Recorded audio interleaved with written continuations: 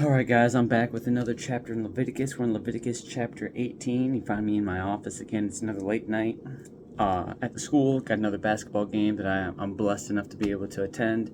But I got to make sure that I get my workouts in and that I get my fellowship with you guys and or my Lord. So I'm pretty excited about it. Still continue to find myself blessed more and more each day. But we're going to hop right into Leviticus chapter 18 where the header reads Forbidden Sexual Practices. And we'll get right into it. Then the Lord said to Moses, "Give the following instructions to the people of Israel. I am the Lord your God, so do not act like the people in Egypt, where you used to live, or like the people of Canaan, where I am taking you. You must not imitate their way of life. You must obey all my regulations and be careful to obey my decrees, for I am the Lord your God. If you obey my decrees and my regulations, you will find life through them. I am the Lord. You must never have sexual relations with a close relative, for I am the Lord. Do not violate your father by having sexual relations with your mother. She is your mother. You must not have sexual relations with her. Do not have sexual relations with any of your father's wives, for this would violate your father. Do not have sexual relations with your sister or half-sister, whether she is your father's daughter or your mother's daughter, whether she was born into your household or someone else's.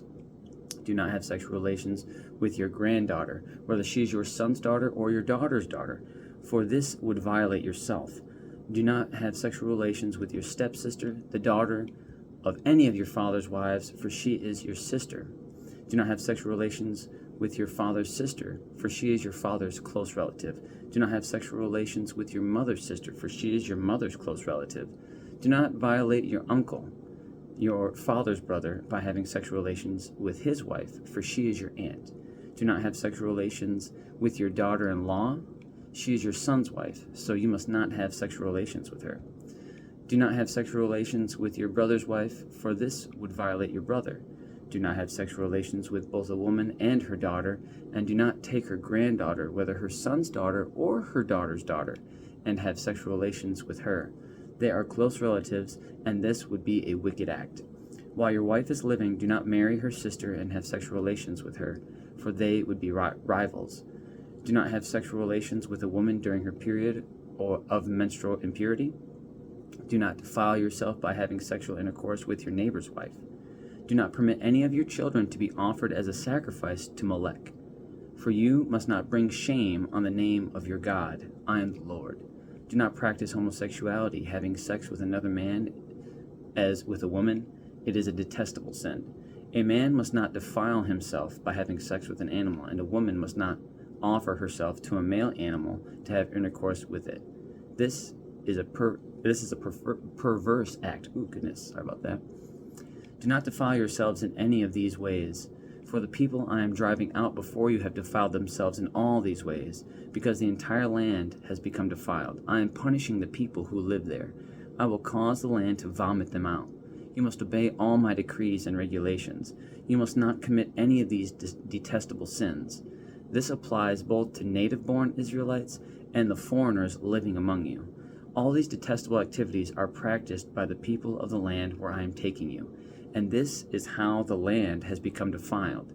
So do not defile the land and give it a reason to vomit you out, as it will vomit out the people who live there now.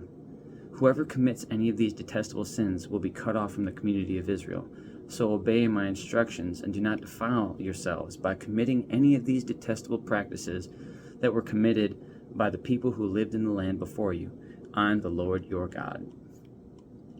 A lot of tough subjects in there, some less than others. Obviously, there's mentions of incest and things like that that are a pretty discernible act that most people adhere to certain aspects of that. But what I find super interesting about this passage is the fact that it doesn't say, God will kill them, they'll die. It says the land will spit them out. I think it's super interesting that some of those certain specific acts, especially like with animals and things like that, we know can cause specific diseases, that there's a natural consequence to some of those things. I mean, there's a natural consequence to doing, sleeping with the neighbor's wife. You have to worry about, prideful husbands, and you have to worry about jealousy and all those things. It's super interesting that the Bible, the passage here, it says I will cause the land to vomit them out. There's almost a natural order in the fact that if we operate like this, we will naturally be run across friction. We will have issues. Wherever we inhabit that we operate like that, it will want to vomit us out. And I actually really like that it worded, because that's such a it's such a relatable word. And the fact that it didn't align with previous passages where basically it says you're gonna die. I'll smite you, or it'll be immediately die. All these passages was immediate. Oh, nope, or you're unclean. No, this says the land will vomit them out. That makes me think that wherever you inhabit and you operate like this, there will be natural consequences, and the order of things will find it detestable that you operate in that manner and spit you out. It's super interesting to me that some of these acts, specifically how they align, would naturally invoke jealousy and would have checks and balances with pride and all these things, especially when it comes to the stealing of a relative's close loved one or anything that you would do to family members. That no, the land would find you detestable, and I will cause the land to vomit them out. I think that speaks so clearly to me as far as, no, this is against the natural order of things. And when you find struggle with that,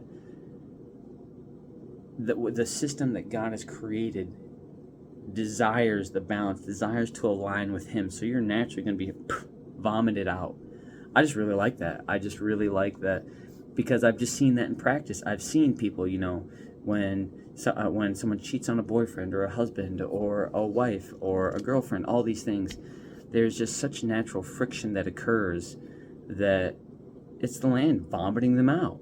And I don't know, that was super relatable, and just how the New Living Translation, it just made that super digestible for me, and I appreciated that. But I think that's enough for me today. I got to go warm up my dinner and have it. I think tip-off here is in about 20 minutes. That is Leviticus chapter 18. Leviticus chapter 19, I'll read tomorrow, where the header reads, Holiness in Personal Conduct. I am probably going to love that as well, because I could always use a little bit more holiness in my personal conduct. But on that note, have a good night. God bless. I love you. Jesus loves you. And I will see you guys back here tomorrow for chapter 19. I think I'll be at my house, but we'll see. It'll be the start of a weekend, so I'm pretty excited about that. One more week till Christmas break for all you educators out there. Have a good night, and God bless, guys. I'll see you tomorrow.